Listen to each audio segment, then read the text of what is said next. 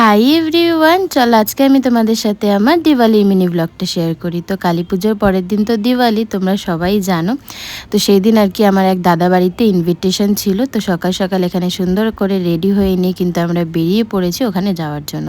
তো ওটা হচ্ছে ওই বর্ধমানের সাইডে। তো আমরা গাড়ি নিয়েই গেছিলাম, প্রায় 1.5 ঘন্টার রাস্তা আর কি জার্নি করে ফাইনালি আমরা পৌঁছে গেছিলাম। আর ওখানে কালী পুজো উপলক্ষে আমাদের নিমন্ত্রণ ছিল, যেহেতু কালী পুজোর দিন যেতে পারিনি তাই দিওয়ালির দিন গেছিলাম। তো তোমরা তো মায়ের প্রতিমা দেখেই নিলে। এরপর আমরা একটুখানি ব্রেকফাস্ট করে নিয়ে আমি ওদের বাড়িটা ঘুরে দেখছিলাম, কারণ ওদের বাড়িটা 350 বছরেরও পুরনো বাড়ি। মানে আমি বাড়িটা দেখে জাস্ট অবাক হয়ে গেছিলাম। ফার্স্ট টাইম এরকম স্বচক্ষে আমি বাড়ি দেখছি। তোমরাও দেখে হয়তো বুঝতে পারছো কতটা পুরনো বাড়ি ওদের। দেন লাঞ্চ করে আমরা কিন্তু 4:30-5টার মধ্যে বেরিয়ে পড়েছিলাম ওখান থেকে বাড়ি আসার জন্য। আর আসার সময় এই সানসেটের ভিউটা এত দারুণ ছিল, তোমাদেরকে কি বলবো।